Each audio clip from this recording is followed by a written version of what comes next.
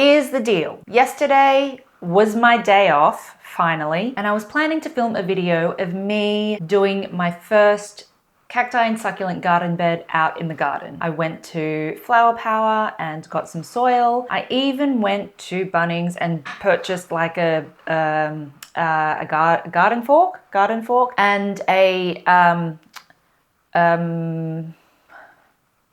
rake. Yeah, just so I could start working on taking out some of the larger weeds. It was 40 degrees Celsius yesterday, so I backed out on that idea because it was just so hot and I couldn't breathe outside. And so I thought, stuff it, I'm just gonna leave it till tomorrow. Well, tomorrow has swung round and it's raining. So we're gonna spend the day indoors. We're gonna do an indoor activity. We're gonna brainstorm and gather some inspo for the new garden. To be honest, every single time I go out into the garden, I just feel intimidated. I feel really intimidated by the size, having gone from, you know, a balcony, an apartment balcony, to now having all of this space. It's a little overwhelming. I keep thinking about the amount of plants that I'm gonna have to purchase, just the time and the money that it's gonna take to fill the space out, and it's been a little demotivating, I'm not gonna lie. So I'm just gonna scroll through Pinterest and I'm gonna take you along with me and we're gonna get inspired. Just gonna rip it out.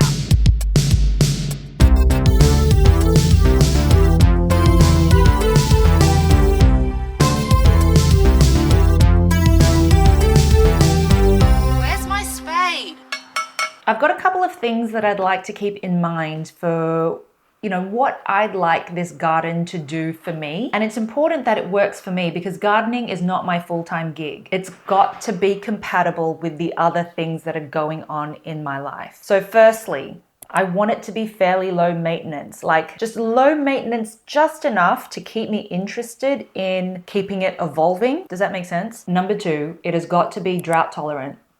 It's Australia. It's got to be drought tolerant. 3, I want it to be fairly colorful. Color makes me happy. The more stressed succulents are, the happier it makes me. And 4, that's 8. 4, style-wise, the house and the backyard are very typically suburban. I think that to transform it into a specimen garden where there's like a pavement, top dressing everywhere, and then cacti and agave just scattered throughout, it just doesn't feel like that kind of place. There's a lawn that we're required to maintain as part of our tenancy. Ultimately, like I don't think that in my forever home and my forever backyard, I would want a lawn. I just wouldn't. So rather than trying to make the backyard something that it's not, I'm probably gonna lean into like the backyard vibe a little more. Like there's going to be cacti, predominantly there's going to be cacti and succulents, but then I want to mix in like a little bit of perennial garden vibes as well. I would love to experiment with stuff like kangaroo paw, lavender, plants that aren't succulents but they are complementary to cacti and succulents. I did try to grow lavender on my balcony at my old place, but it never thrived. And so I gave my lavender to my dad and he put it in his garden and it's just thriving there. Like, I don't know, maybe I'll take some of that back. It was French lavender and it was beautiful. I also tried to grow Gora. Is that how you pronounce it? I feel like I'm not pronouncing it correctly. Gora. I tried to grow Gora. Why can't I say this word? I tried to grow Gora on my balcony and that also just didn't take off. Again, way too windy, was really struggling. So maybe that's something that I can try here again. If you have any plants that aren't succulents, but you're kind of growing them alongside your succulents because they're complementary or they're like drought tolerant plants as well, can you please comment on what they are? Because I would love to get more ideas for, yeah, you know, just growing stuff that is drought tolerant but not necessarily cacti or succulents. I'm also looking to get inspired by ground covers. Chalk sticks, I wanna grow chalk sticks. Maybe pig face and maybe I might think about portulaca again. I love portulaca because of the flowers, but they were merely attractors on my balcony. I don't know if the circumstances are going to be any different in my garden, but I think that it would be a beautiful ground cover, and it would also make a really good spiller. I'm looking for spillers, something to cover up the ugly wooden like garden bed structures. In an ideal world, I would actually replace the wood with rocks, but you know, again, this whole renting thing, we just got to go along with it. Here's what we're going to do. I'll seat myself a little bit more on this side of the screen and we can put pictures up here. This is just what I've saved so far, and we'll start from the very beginning and just have a look. See, now I do like this. It is quite busy. There's a lot of cacti there, but it's got color. There's a lot of rocks and top dressing. And again, I've found some boulders out in the garden, so that's a really good thing. And I also just had a quick look on Marketplace yesterday, and there's heaps of people that are giving boulders away for free. Collecting rocks and things like that, that's completely doable. I thought it was going to cost an arm and a leg, but there's free ones floating around on Marketplace, which is fabulous. I love the chalk sticks here. Quite rock heavy, but I mean, look at this. You've got like really nice ferrocactus fire barrels. Is that what they are? I don't know. Like lots of different contrasting textures. I think I would probably want a little bit more like softer things, I would say, in and amongst the cacti and succulents. That's all that I have to say about that one. I mean, something like this I think would look so beautiful in like a desert home, and that's probably one of the those, I guess, Mexican style homes with the rendering on the outside, cute little like yellow house in the middle of the desert. That would be a dream home. I love this. There's lots of things that I can kind of like draw from this, but on the whole, this look just wouldn't work for the backyard that I've got. I would love to never take care of a lawn, and I know that Tim would love to not mow a lawn. I mean, I can mow a lawn. I don't want to mow a lawn either. I don't want to do it. So, you know, I love the fountain here.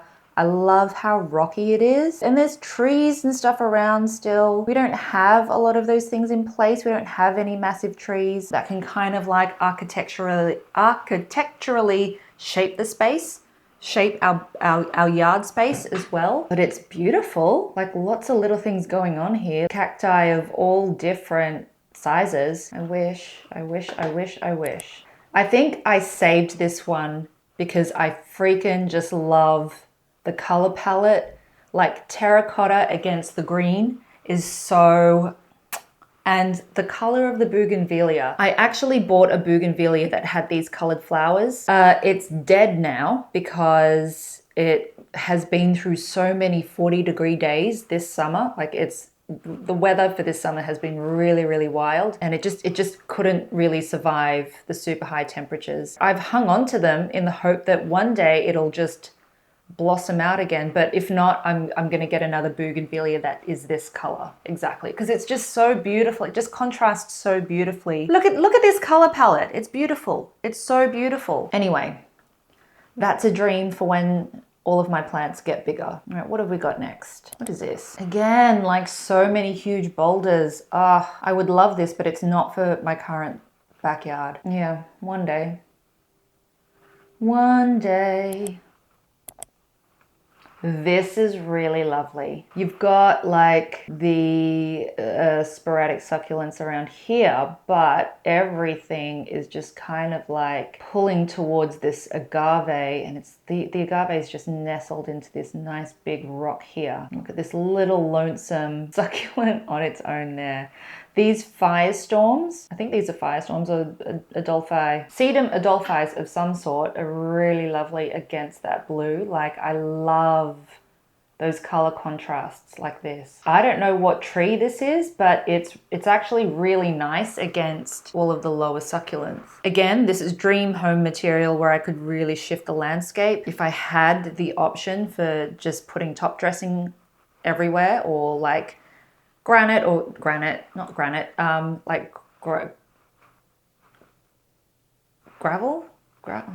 I don't know, not a lawn. And I like these little shrubs in the background there. I don't know what they are, but I'd love to experiment with something like this, you know, a mix of things where it's not totally all cacti and succulents, but things that can kind of like, they can be complementary and they can support each other. Got a death bloom there with that flapjack. Like this one is probably heading more into kind of like suburban house territory. I love the cacti there. I don't know, maybe it's like a trichoceros of some sort. Look at me like I know the botanical names of plants. I don't. An opuntia. No, that's not an opuntia. I think that's a Madagascar palm, maybe? Am I looking at that correctly? I love how there's a lot of height variation in this one. This looks like a really nice fence, and we have the ugliest, most suburban fence in the world, and I would want to cover that fence. So I've got to come up with tips like that, but you know, playing with a little bit of top dressing along here and then staging more things like boulders. I can see some driftwood in there as well. Where does one get driftwood in Sydney? I'm imagining that it's going to cost a lot. Actually, let's see if Marketplace do free driftwood. Marketplace. I mean, it's not free, but there's a few things around. Key thing is boulder, rocks, and driftwood are probably going to have to be part of the overall design. This one, I don't love the row of Echeveria along here. What I really love about this is the agave blue glow. Let's see if we can just have a look at, there's the full picture. What I love about this is the agave blue glow right up against the pink kangaroo paw. I think it looks so pretty. It's a little bit too neat for me. Like this row of Echeveria here is probably, there's something a little bit off about it for me.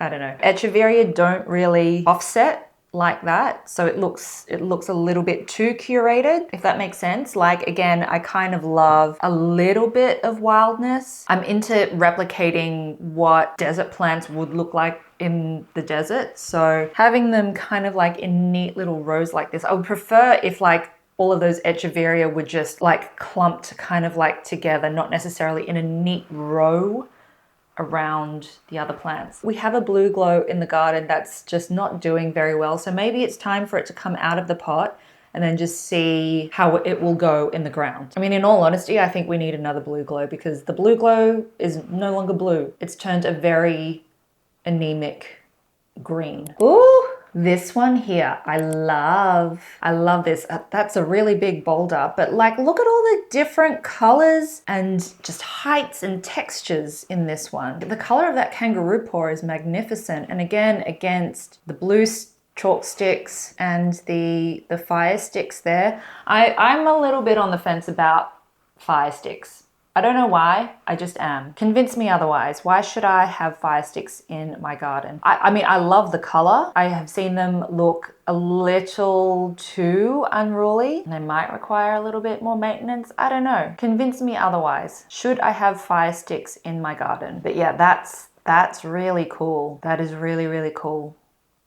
And that's what I kind of want my chalk sticks to do as well, like grow and then spill over the edge of the garden bed. This is a little bit nicer than the wood that we've got in our garden bed, but you know, another thing to dream of for the dream house. In this photo, again, not necessarily feasible for our garden, but I love this little vignette here. I mean, I would love a cactus of this size to be in our garden. Don't have the budget for that at the moment, but this, like these fire barrels with, are those dragon toes? Are they? Well, I wonder what kind of agave those are. Podotorum? No, not podotorum. Maybe, no? Podotorum, or would they be dragon toes? I've actually got no idea. I've never seen a dragon toes in its full like mature form. My dragon toes is really small, so I don't know what one would look like in its like full mature form, but Yeah. Oh, okay. Detouring a little bit here from my Pinterest, but this is quite nice as well. Like that's a lot of Argovoides that's in amongst the golden barrels there. Some nice textures to play with throughout. I imagine that it would take a long time for those, like you'd have to purchase a lot of Argovoides because in my experience, they don't produce offsets that quickly. Are those aloes down here as well? Look. Ooh. I don't mind that wall either. I think that's really cool. Yeah, and then it looks like there's elegans, Echeveria elegans, kind of like around the bottom of those barrels. Pilosoceruses are magnificent. Okay, so this one probably isn't so much my taste. I feel like there's a lot going on here. There's a few good ideas here. I mean, there's lots of different colors, lots of different textures. Wow, that dog. I would probably want a little bit more height variation. Like all of this is soft succulents, it looks like, and doesn't look like there's any cacti in there at all. No. No. But I think that there's some good ideas in here for some like low-lying things. They've got this, I don't know what this is. I think that's like an Aeonium sunburst. It looks like there's a death bloom there. Again, this is what I don't want to do. It looks like the whole thing is filled with succulents. And if that's your jam, like go for it. But there's a little bit too much going on in here. And I need more height variation. And I need some more like variation of textures as well. I would love to know what this is. Apparently this is like, okay, so this is from an account called Desert Horizon Nursery. At the time of posting this, it was a new bougainvillea variety called Torch Glow. That looks magnificent. I love that. Like that is a specimen on its own. Oh, what is that? A firecracker plant. That's really nice. I love the euphorbia just like hanging out there. There's like an aloe. That's like the look that I'm kind of like going for with mixing non-succulents with succulents. Stuff that can kind of like fill out the space in between a little bit. That's beautiful. Where are we next? Oh, I do like this. I do like this a lot. Again, just the mix of palm trees there. Maybe a palm. Would a palm do? I don't know. Love this. Looks like a water feature. I love that. I love the mix of colors around here. So agaves with, it looks like there's a few other plants in there. I don't know what they are. I mean, they're flowering. They're like little flowering shrub type things. I probably wouldn't go for like flowering plants like that. I don't think that they're my taste. But yeah, that's one way to mix things in. Succulents and non-succulents. All right, this one here, it doesn't look like there's any succulents in this picture here, but I actually just loved the mix of these. Is that lavender? I don't know if it is, but that mixed with like the potted plants here. I can imagine like some really big, like a euphorbia ingens in those pots, or some like really tall column like cacti, maybe with some like kalanchoe that had red flowers, or maybe some portulaca if I was brave enough to go there again alongside those things. And with those the garden beds just framed by the rock, I think that's really, it's a very cool choice. I would freaking love one of these mud brick houses as well. I'll put that on the dream board. I love the mix of colors and textures here. Again, the chalk sticks as a ground cover is magnificent in amongst the agave, the flapjacks. I haven't had huge success with flapjacks. I think because on my balcony they would never color up. Given that the courtyard and the garden beds get so much sun, maybe now is a good time to reintroduce flapjacks. Are these two the same agave? Like the big one and then the small ones a little bit more in front? I don't know. Yeah, they could be the same. That looks really nice. And the big boulders, the big stones there, they're very cool. Probably couldn't get stones of that size in our garden. I think it would just not be proportionate enough. But you never know. Maybe we'll find something and we'll just try it out. I do like that a lot. I like how it's like sloping up as well. So we've got to figure out, one thing that I do want to do in this new garden is just try a little bit of mounding. I don't think that we'd be able to go crazy with that. I don't know. I want to play with height variation.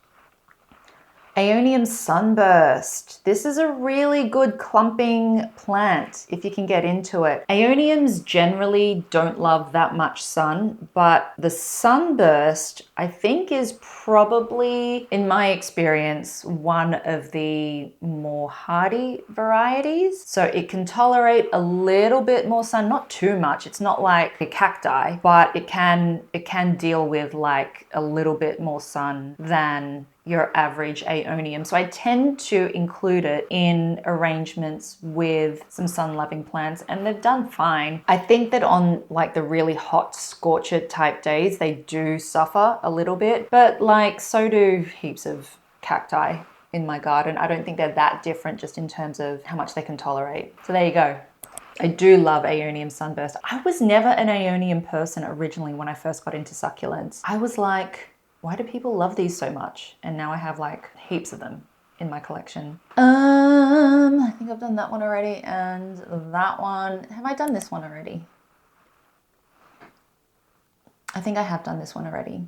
No, maybe I haven't. They've got Aeoniums here mixed in with like Euphorbia ingens. I get a lot of comments about mixing cacti with Aeoniums because they have different needs, and well, you know, look at these ones here. I'm not the only one doing it, and I like putting Aeoniums around cacti because they're just softer, a little bit more floral, and I love the contrasting textures. And if I think that the Aeoniums are suffering too much, I will just move them. As simple as that. Okay. This one, I love this little vignette here. I mean, the red against the blue, I think that's a crassula. I think it could be a crassula. Maybe correct me if I'm wrong. You know what? I think I saw this crassula in Flower Power yesterday. They've got very small leaves and they redden up really nicely. And the red against the blue here, like, that's amazing. I really want to try this in the garden. Yep. Just need to find some blue glows. I mean, look at the rest of that in the background there. That's so pretty. So now we're getting into like kangaroo paw territory where Pinterest was just showing me like kangaroo paw amongst succulents. I love this one. Just a very, very simple mix of textures there. I don't know what the white one is. Is that it might be like what's that one called? Like a blue waves or something like that. But the chalk sticks against the red kangaroo paw is so good. I think I'm definitely wanting to try more of those types of plants now that I have the garden for it. I hope so. I hope I do, actually. I guess I won't know until I try, but yeah, hopefully we'll give it a go. Gotta get my hands on those chalk sticks. This one's lovely. Look at this. The contrasting colors. It's a little bit pixelated, this one, but you get the gist of it. How quickly does chalk sticks like bush out? I feel like it multiplies pretty quickly. I mean, to get it of that size, it must have either been there for years and years and years, which it probably has, but you know, also it's got to be a quick multiplier, right? Okay, with this one, I have no idea what the plant in the middle, like right underneath the tree is, but it reminded me of lavender. And so I just saved this one because it was like lavender and then the blue chalk sticks. Underneath a tree as well, like all of that just kind of like lines up so beautifully. And it's not like a super bushy tree. I don't know what tree that is. Like you can kind of see the bones of the tree. The branches are really exposed. Love it. I'd like to try something like this. Okay, so it looks like I'm gonna try and get some French lavender and some blue chalk sticks going together, and maybe some kangaroo paw and Gora. Oh, yes, I remember saving this one. I am interested in this one because there's some Fred Ives there. I have no idea what those little white flowers are. Are they flowers or are they like jelly beans? No. Yeah, I have no idea what they are, but I love this, is it a protea or something? Again, a lovely, like non-succulent, but still a drought-tolerant plant. Some of them I think are native to Australia as well. So I think mixing, you know, succulents and so protea. I think that the protea is, I'm going to put that on the list because I do love that look. I'm so excited. I'm getting excited again. Okay. I'm getting excited and inspired again.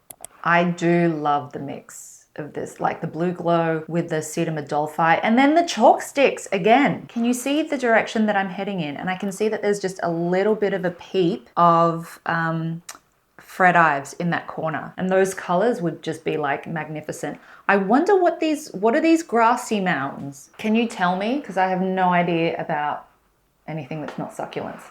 Okay, this one is not feasible in my garden. I can just see it now, but I freaking love the look of this. I mean, maybe I can make this. I probably could, you know, but it would just require a lot of sculpting and mounding, which is fine. After that, it shouldn't be much more maintenance. I love the rockiness of it. I love like the agaves just coming out from like all of this rock. That's a very cool one. That would involve a lot of rocks though, a lot of rocks.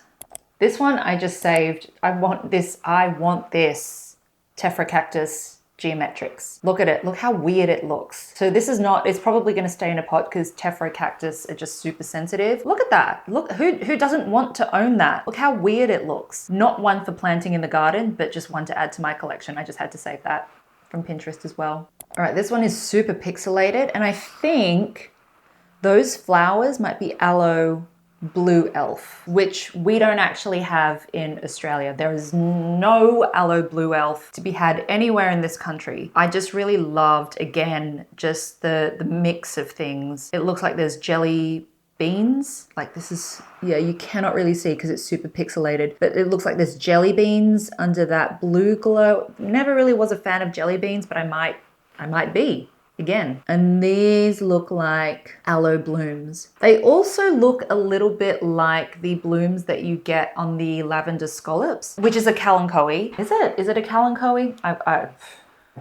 At this point, I don't know. I do have lavender scallops. They can get a little out of hand if you don't contain them. So I'm not too sure about planting them in the ground. I think that I would need to really be on top of them. But the flowers that they produce are really beautiful. It's like it looks a lot like this. It's like a very soft pinky purple, or no, the plant itself is like a soft pinky purple and it's got orange bell-shaped flowers. They're seasonal though, so the flowers won't hang around all year round and they don't bloom necessarily all year round. I think it's a winter bloomer. But lavender scallops were one of the first succulents that I actually got because it was like, they were just so unusual and beautiful to me. And then against this agave is really, it's really something. I don't know what these bushy type like shrubs are, but they're very cool as well.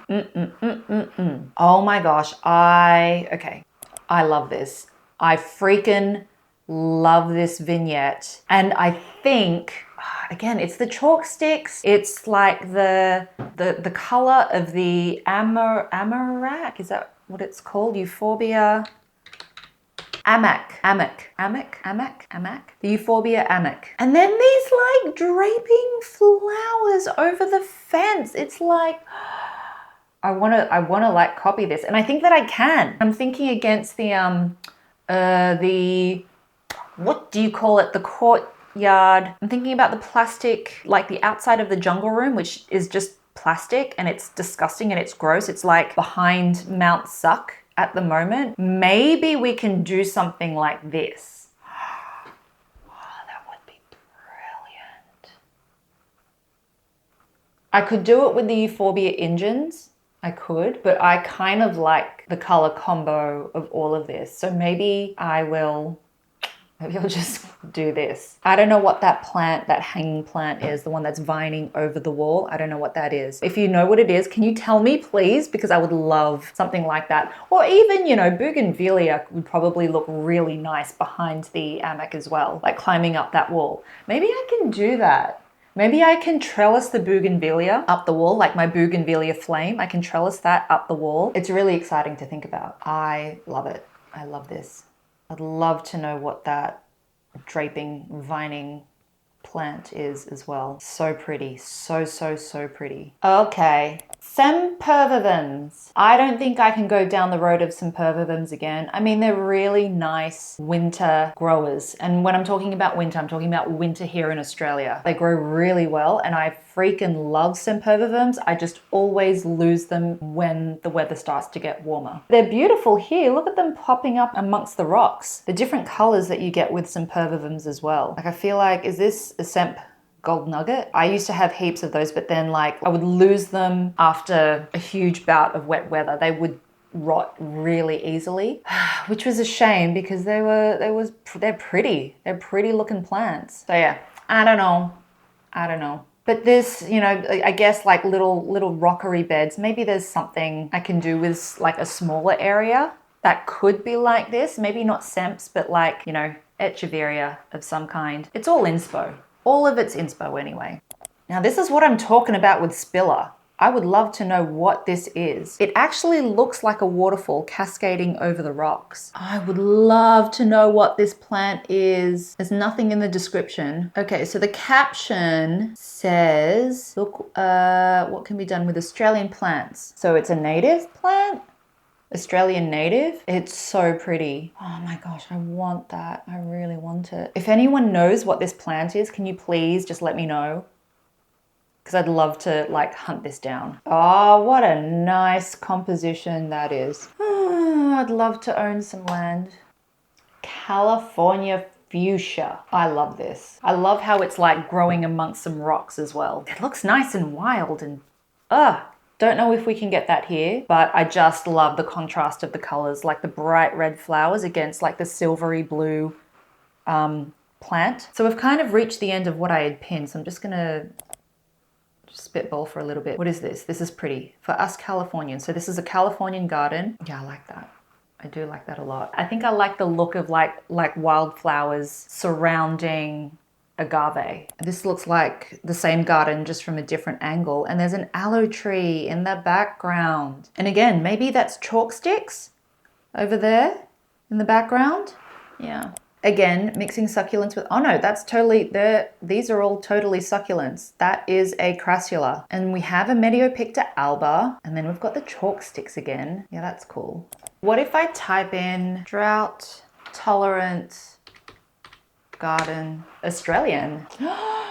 Wow, what is this? Wow. All right, there's no succulents in here, but I do like the look of this garden. Find out which of these 5 iconic Australian native species are ideal for growing in your garden with our helpful plant guide. All right, maybe this is another video. I don't know if I could be bothered going down that route now. And this video is getting long. I have been recording for like an hour 20, and I'm gonna have to edit this down a lot. I'm so excited by the idea of getting into plants, not like non-succulent plants that can like support and complement the succulent plants that I've got. Oh, I like that. Okay, I'm getting really excited. Oh, that's pretty. I don't know what that is. Lecospermum.